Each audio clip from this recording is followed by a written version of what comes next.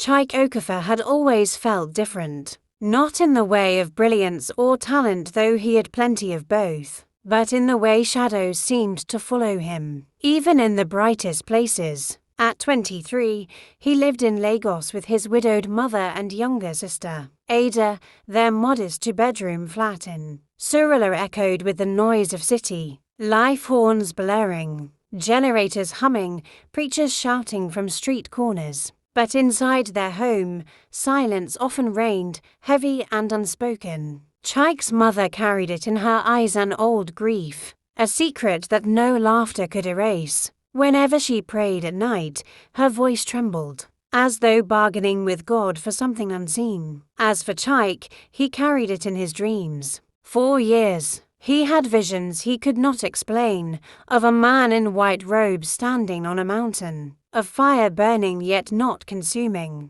of chains falling and reforming again. Each time he woke drenched in sweat, his heart racing, the sound of whispered words in his ears. One night, after yet another dream, Chike confronted his mother. "Mama, what is this thing that follows me? Why do I see what I see? Why do I feel like my life is not my own?" His mother's hands froze over the basin of water she was washing. Slowly, she turned to him, her face pale in the dim lantern light. "Chike," she whispered, "there are things I swore I would tell you only when the time came. But the time is almost here." She lowered her gaze, tears brimming. "Your father made a covenant before you were born, a covenant that binds you, even now." Chike's chest tightened. "What covenant, Mama?" But before she could answer, the generator outside sputtered and died, plunging the house into darkness.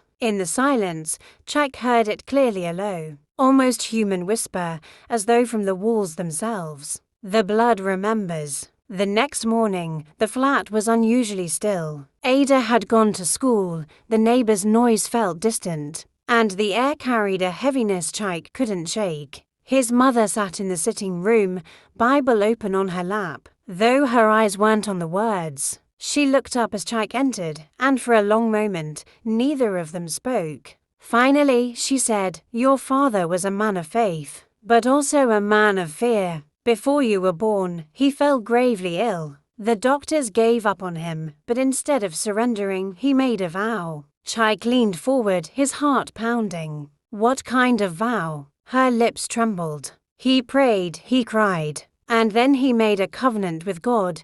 He promised that if his life was spared, his first son would belong entirely to the Lord's service. No compromise, no half-life. A life fully given." Chike's breath caught. The words fell heavy on him like chains. "So, I am the covenant?" he asked, his voice hoarse. His mother nodded slowly. "The very day you were born, your father whispered a prayer into your ear, sealing it. He died not long after, but the vow remained, and heaven does not forget vows." Chike stood abruptly, pacing the room. His whole life, the visions, the whispers, the strange feeling of being watched suddenly made sense. But instead of relief, he felt anger burning in his chest. "I never agreed to this," he snapped. "How can I live a life I didn't choose? Why must his promise bind me?" His mother's eyes welled with tears. "Because, my son, covenants are not like promises.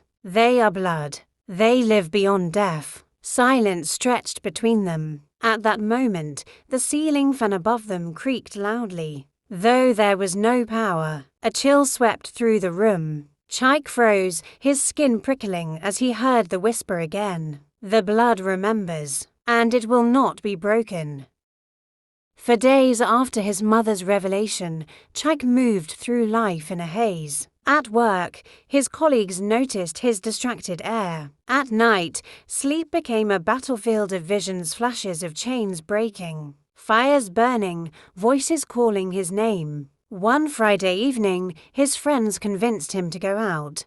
"Guy, Abig, forget all this, your moody face. Come, let's relax small," Emeka said, slapping him on the back. They headed to a crowded bar in Yoba, neon lights buzzing, music thundering. For a while, Chike managed to laugh, to drink, to pretend. But then, as he lifted his glass, he saw it blood swirling inside instead of beer, thick and crimson. He dropped the cup, heart racing. But when his friends looked, it was only golden liquid staining the floor. "Chike, are you okay?" Emeka asked, frowning. He forced a smile, but inside, panic clawed at him. Later that night, walking home through the dimly lit streets, he heard footsteps behind him. He turned no one, but the footsteps continued, closer, heavier. He quickened his pace, his chest tight. Then came the whisper, clear and sharp in the night air. "The blood remembers. You cannot run." He stopped dead, his knees weakening. The street was empty, but the air thrummed with presence. When he stumbled into the flat, his mother was waiting, Bible still in hand. She looked at him, eyes weary yet resolute. "Chike, you must understand," she said softly. "The covenant is not a curse. It is a calling. But if you resist it, the weight will crush you." Chike sank into a chair, his head in his hands. "But Mama, what if I don't want it? What if I want my own life?" Her silence was answer enough. Some battles, she knew, could not be fought by her. That night, as Chike lay in bed, he whispered into the darkness, half in prayer, half in rebellion, "If this covenant is real, then let it show itself." And the room grew cold, the shadows deepened, and a figure in white appeared at the foot of his bed, silent, watching. The figure in white stood at the foot of Chike's bed, unmoving, its face hidden by the dim shadows. Fear gripped his chest, yet strangely, so did a calm like the stillness before a storm. "Who are you?" Chike whispered, his voice barely audible. The figure's reply was not spoken aloud, yet it thundered in his spirit. "I am the witness of the covenant. The blood remembers." Chike sat up, his breath quick. "Why me? Why my life? I didn't choose this." The figure stepped closer, light radiating faintly from its form. "Your father chose, and heaven sealed. A vow cannot be undone by rebellion, only fulfilled by obedience." Anger flared in Chike. "But I'm not my father. I never asked for this burden. Why should I carry it?" Silence stretched for a moment, heavy and suffocating. Then the figure's voice came again, softer but sharper, like a blade. "Because you were chosen before you were born. You are the seed of a promise. To break it is to break yourself." The words sank deep into Chike's soul, but he clenched his fists, shaking his head. "No, I want my own path, my own freedom." The figure's form flickered, as though pained. Then it raised a hand and pointed to the wall. Slowly, letters began to etch themselves into the plaster, glowing faintly like fire. "A man's life is not his own. It belongs to the vow he keeps." And just as suddenly, the figure vanished, leaving only silence and the faint smell of burning. Chike fell back onto his bed, trembling, staring at the glowing words until they faded. By dawn, his mother found him sitting on the floor, Bible open but unread, eyes hollow. "Mama," he whispered, "if the covenant is true, then what happens if I refuse it?" Her face darkened with sorrow. "Then, my son, it will consume you."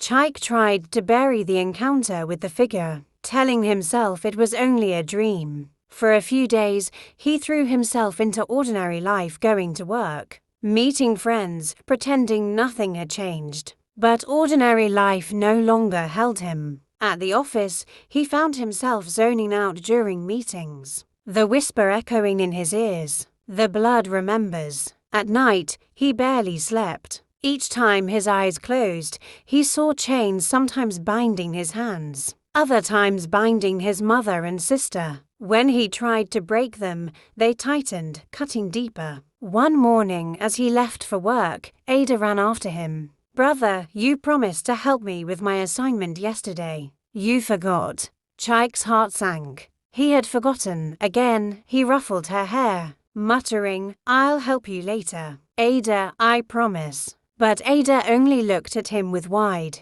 sad eyes. "You always promise." Her words cut deeper than any vision. That evening, as he sat in traffic on 3rd Mainland Bridge, his chest tightened suddenly. His hands gripped the steering wheel as pain shot through him. He could hardly breathe. For a moment, the world spun, and he thought he might black out. In the panic, a voice surged through his mind. "You cannot outrun what was sealed in blood." He pulled over, gasping, sweat soaking his shirt. When he looked up, he saw it etched faintly across the windshield, glowing in the reflection of city lights. "Return or be broken." By the time he stumbled into the flat, his mother was waiting, eyes full of dread. She had felt it too. "Chike," she whispered, gripping his hand, "don't fight it. A covenant is like fire, it purifies those who yield, but burns those who resist." Tears blurred his vision, frustration choking him. "But Mama, what if I don't want to be consumed by something I never chose? What if all I want is to live, free?" Her grip tightened. "Then you must decide soon, because the covenant is already deciding for you." And in the silence that followed, a crash echoed from Ada's room. They rushed in to find her trembling, staring at the wall. On it, words had appeared in glowing letters, just as in Chike's room. "The seed of promise cannot escape." For days, the words on Ada's wall haunted Chike more than any vision or whisper. He could bear his own torment, but seeing the covenant spill into his sister's life filled him with dread. Ada began waking at night, crying from dreams she couldn't explain. Their mother grew thinner, her prayers longer, her eyes red from sleepless nights. The entire household carried the weight of the vow, as though invisible chains wound around each of them. One evening, Chike sat in his room, his Bible open but unread. The pages blurred as tears stung his eyes. "God," he whispered, voice raw, "if this covenant is yours, then why does it feel like a curse? Why should I suffer for a vow I didn't make?" The silence pressed on him like a weight, and then came the whisper again, familiar, relentless. "The blood remembers." Anger erupted in him. He slammed the Bible shut and stood, fists clenched. "No, I won't do it. I won't give in. I'll choose my own life." The light bulb above him flickered violently, then burst with a sharp pop, plunging the room into darkness. He froze, his heart hammering. In the shattered glass, he saw it faint glowing words etched into the wall. "To resist is to be broken." That night, Chike's dreams became unbearable. He saw his father kneeling, bleeding, crying out, "Spare me, Lord, and I will give you my firstborn." He saw chains wrapping around a newborn child, his child self before. A shadowy hand sealed them with fire. He woke screaming, drenched in sweat, his chest tight. His mother rushed in, clutching his face with trembling hands. "Chike, listen to me. You cannot keep fighting. This vow will either destroy you or define you. You must choose." Chike's voice cracked, broken with fear and defiance. "But Mama, what if I'm not strong enough?" Tears streamed down her face. "Then ask the one who gave the covenant, because only he can give you strength to carry it." In that moment, Chike realized there was no escape. He stood at the edge of a choice that would decide everything: his life, his family, his future. And as the city hummed outside, the silence inside their home grew heavy, waiting for his answer.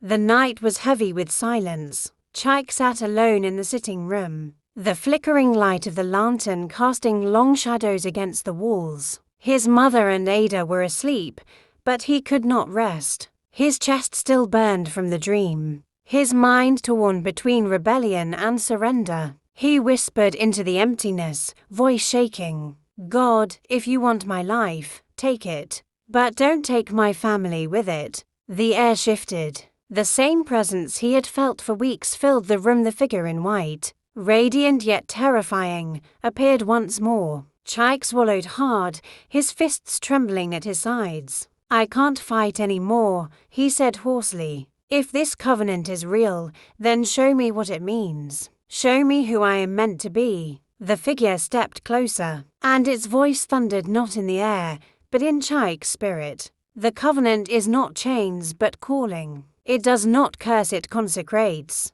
Your father vowed you would be a vessel, and heaven remembered. But now, the choice is yours. Chike fell to his knees, tears streaming. I don't know if I'm worthy. The figure extended a hand of light, and the chains Chike had always seen in visions appeared once more, only this time they snapped and fell away. Fire engulfed him, not consuming, but refining, burning away fear and rebellion. When it was over, Chike found himself kneeling in silence, but lighter, freer. The figure was gone. Only the whisper remained, no longer heavy, but steady and clear. The blood remembers, but so does grace. At dawn, his mother found him still kneeling. His Bible open before him, his eyes red but shining with peace. "Mama," he whispered, voice steady now, "I understand. The covenant was never meant to break me. It was meant to make me." She wept,